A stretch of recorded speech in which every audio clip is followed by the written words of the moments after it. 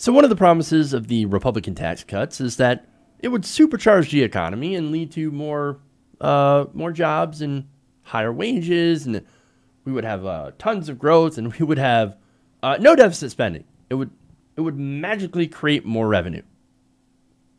Now, look, we all know that isn't true. Anybody with a functional brain understands that tax cuts don't create any of those things, right? There's actually historical proof that tax cuts for the wealthy and for corporations only lead to the rich people and corporations hoarding more money for themselves. And now we have a Republican senator that's basically admitting that. Now, this is Republican Senator Marco Rubio, who in an interview with The Economist said that the new tax law hasn't been the boon to the American workers that his party promised it would be. No shit, Marco. No shit. He said, and I love this, there's still a lot of thinking on the right, which you're part of, that if big corporations are happy, they're going to take the money they're saving and reinvest it in American workers. In fact, they bought back shares. A few gave out bonuses. There's no evidence whatsoever that the money's been massively poured back into the American worker. Well, no shit. No shit, Marco. Congratulations. You have just told the truth at a time where it doesn't matter whatsoever. They already passed the tax law.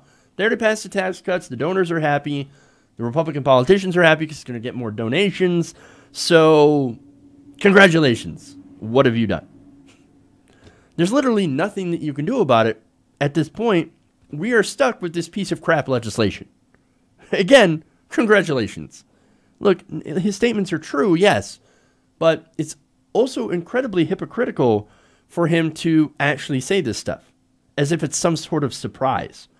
Look, not only did he vote for this piece of crap, some of the ideas that were actually in the law were also his. Again, he wanted to cut the corporate tax rate. In fact, back in 2015, Rubio and Senator Mike Lee both worked on a proposal that would have cut the corporate tax rate to 25%. Now, that's still an enormous cut, but not quite as big as what he eventually voted for, which is to take the tax rate for corporations down from 35% to 21%. And look, he's also previously praised Trump on the same tax bill. He said, in defending this, quote, "Work isn't just about money, it's about the dignity that comes with work." When it came to, of course, the fact that this will create jobs and it will get people off of welfare programs, and that's what we got to do to stimulate the economy and create good jobs. Again, well, that doesn't happen that didn't happen, I should say, because there's no incentive for corporations to create jobs when you give them loads and loads of money for basically nothing. Again, there's no incentive. The real incentive is when you give people that are in the middle class or poor, you give those people more money, and they actually spend it. But anyway, and of course, it's not always that simple.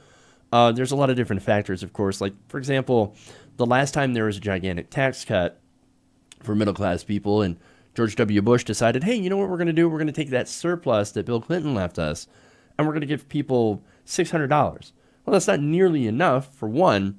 But you know what they did with it?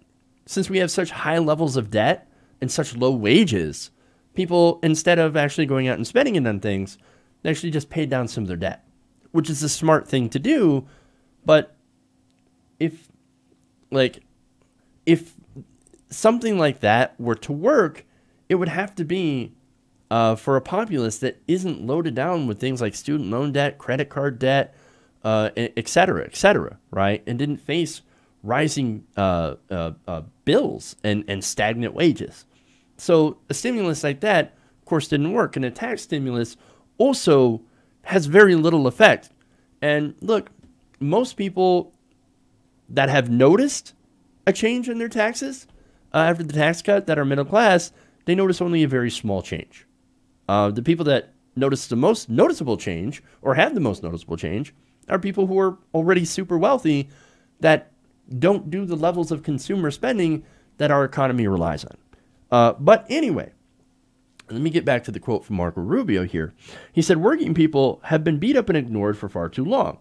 Whether it's taxes, whether it's jobs sent to other countries, this tax reform is about them. Why don't you tell that to the workers at Carrier, who, despite getting massive tax cuts and special breaks from Governor of Indiana, still ended up offshoring hundreds of jobs to Mexico? And look, they're not the only one. There are a lot of these companies.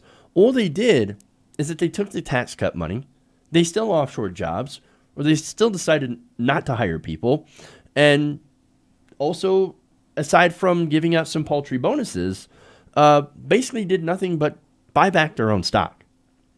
This is a very situation that we on the left, progressives, we're warning you about, right?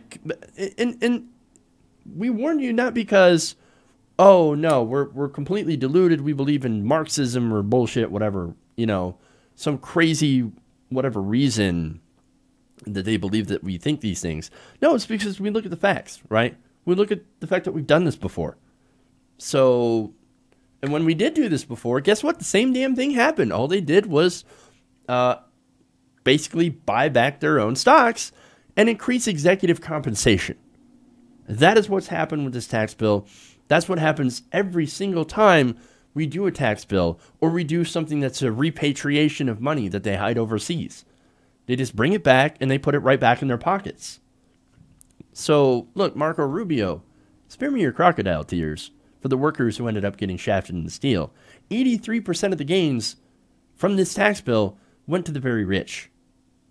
So, but look, here's the thing. It's not about working people. He says, oh no, this was about trying to get fairness for the working people. No, it's never been about working people. How many more times does it have to be proven that if you favor the wealthy, that if you cut their taxes, that if you, don't, like, if you continue to give them subsidies, which we do, then, well, look, all it's going to do is just go back into their pockets. How many more times, right? It does not trickle down. It will never trickle down. It doesn't. It didn't trickle down when Reagan did it. It didn't trickle down when Bush did it. And it's not going to trickle down now that Trump did it. And see, we have this thing called historical evidence that proves this. But no. Republicans are like, this time it'll work. This time it'll work. Oh, look at what happened. I just gave all that money to the rich. And then, what do you know? They kept it. Who would have known? Who would have known? Well, everybody would have known. Everybody with a functional brain and everybody who hasn't been bought off by the donors. We all know. We all know. But of course, speaking of the donors, that's who Marco Rubio serves. He takes his marching orders from the donors and then he does what he is told. Exactly what he's told. That's why he voted for the tax cuts. So the question is, though, why is he railing against tax cuts now? Why is he saying this stuff? Well, look, it's because he's a politician. He's playing politics. See, it turns out that the tax cut is deeply unpopular with the voters. Gee, I wonder why. It has about a 27% approval rating. And now watch, of course, he voted for it because, again, he's servicing his donors that make sure that he gets reelected, that he can buy television ads, which helps him in his reelection campaign. But he's going to claim that he voted for it because of something like the child tax credit, which was his idea. But look, this is more bullshit, right? The reality is it's more Republican lies. This is somebody that just wants to get reelected so that he can vote for the next tax cut for the rich that they're going to pass and then claim, well, I only did it because there was one mildly helpful provision inside of it and not for my donors whatsoever. No. We know who Marco Rubio is. We know who he serves. So we're not fooled. Hey, everybody. Thanks for watching this video. If you want to see more like this, please hit the subscribe button below. And if you want to support truly independent progressive media, please consider becoming a patron at patreon.com/TYTNation.